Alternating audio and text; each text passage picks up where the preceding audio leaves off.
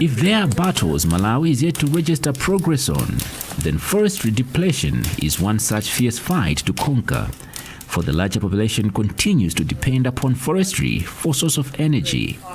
Because only 11% of the Malawi population has access to electricity, forestry depletion has become the common result in search for firewood or charcoal, leading to loss of an estimated 33,000 hectares of forests annually countrywide. This sad development is, however, happening under the watch of the National Charcoal Strategy, which was developed to address rising concerns of deforestation and growing demand for cooking fuel. Also a concern that is also shared by Head of State, Dr. Lazarus Chakwera. The major driver of this loss is tree cutting and charcoal and firewood. Those of you in the business of encouraging the degradation of the forest through the illegal cutting down of trees for charcoal and fuel wood will face the law. Whilst the state is on the hand worried at the continued loss of forestry cover, charcoal burners on the other hand are uncomfortable with restrictions stopping them from wantonly cutting down trees. Enelesi Bizweki, a long-time charcoal burner from Jesomba village in Blantyre, is one of them. She shares why. I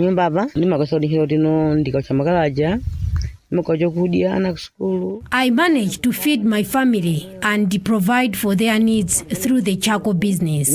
From 1, from 2, from 2, and also for right now, I have managed to pay school fees for some of my children through the same business. Whilst the National Charcoal Strategy will strive to put Malawi on course towards a diversified, sustainable and regulated household energy sector, so far little seems to be achieved. Evidence is when acts of deforestation continue to negatively impact on rural livelihoods and the national economy in times of natural disasters resulting from environmental degradation.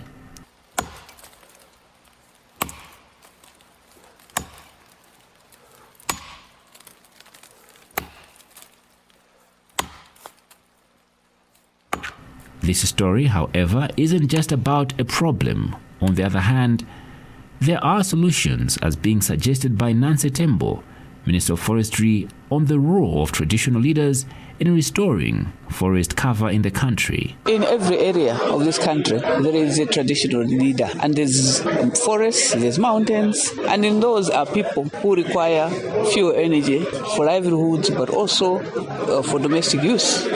And so the leader of every unit and every village is a traditional authority, the Mfumu. We have planted trees in the past, but those trees have not been looked after, and they have not survived.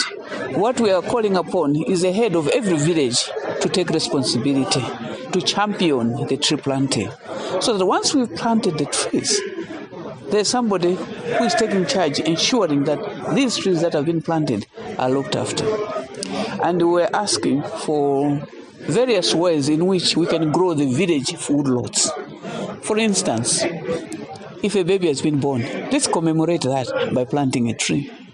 If we have a wedding in a family, when we go to report to the chief that we have a wedding in the family, can that chief ensure that just that message produces a tree? If a baby is born, if we have funeral memorial services, those instances, we should grow the village woodlots. So in all this, we are calling upon our traditional leaders to be the champions, because that's the only way we are going to look after trees. Because every challenge has to have a solution, Newton Kambala, Minister of Energy, says government is engaging investors who would help implement the strategy. We need to immediately come in with some solution on how we can protect the environment. And one way of doing this actually is the use of LPG, rich petroleum gases, which can be used for cooking using stoves. And the problem now is not just because we want to protect the environment, but the problem is now a little greater because we don't have the firewood for our people in the villages to use. Some people are literally going to bed without food. Not because they don't have the food, but because they don't have means to prepare the food because they don't have fuel. So in our government, through our ministry, we are looking at bringing in the project that will look at how we can support these people by use of LPG. And we have already engaged some investors who would be looking at how we can bring in this project so that people can use it. Because energy matters for everyone, this discussion isn't only restricted to the president or his ministers, neither is it only for charcoal burners and their consumers, for it involves many others, scholars and business operators inclusive. Thus, an energy scholar with Mzuzu University, Dr. Mphatso Chikalipo, places his vote of confidence on gas. The challenge, however, as he puts it, is sustainability, as Malawi shall have her neighbors and other states to depend upon for supply of this game-changing commodity. Yeah, I think the critical issues which we have as a country is that the majority of our people in rural areas as well as in urban areas do not have access to alternative energy sources. The large part of the population is using charcoal and firewood, including those that have maybe connected to the grid. Still use the charcoal as a backup when there is no power, and there's also some misconception that the electricity is more expensive than the charcoal. So these two combined, they are still influencing use of charcoal, which is leading to degradation of the environment by cutting trees and burning for charcoal. So these are critical issues, and we need to find alternative energy sources which can replace or substitute charcoal and the firewood in the rural as well as the urban areas where these are mostly used. Supplier side, if gas is to substitute charcoal or firewood, government ought to license more gas outlets, an observation by one consumer, Happy Validani. Government should make sure that there is supply availability of gas cookers, and also the gas should be available, just as how we buy airtime. Wherever you buy airtime, you can buy gas. Otherwise, this ban of selling charcoal will be a dream. Limitations to energy diversification do not only stop at concerns of supply, neither do they rest at licensing more suppliers.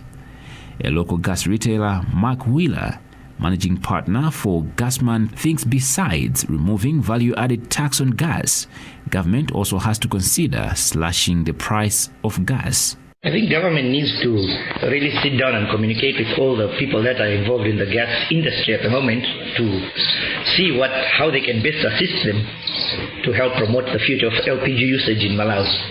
I don't think there could be much implications, but they just need to make sure that there is the availability of the stoves themselves and the gas in the country to sustain us. At the moment, the biggest importers of gas into this country are Afrox Malawi and Industrial Oxygen Company.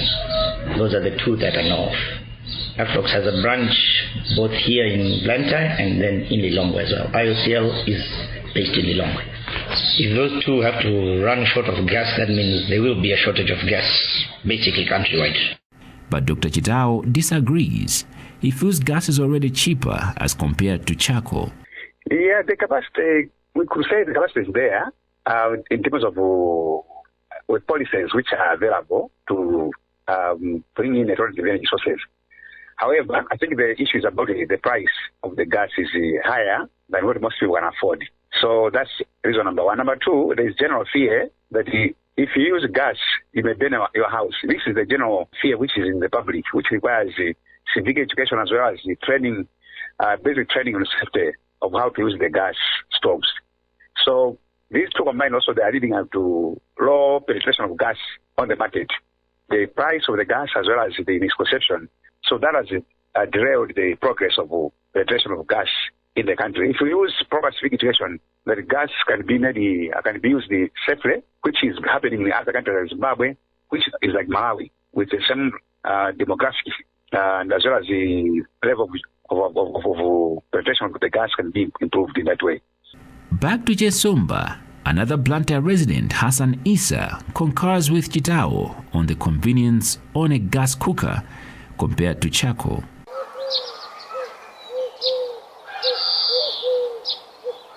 I like to use gas for cooking because it does not consume much time. And at the end of the day, we all need clean oxygen for breathing. And gas does not pollute it as charcoal does.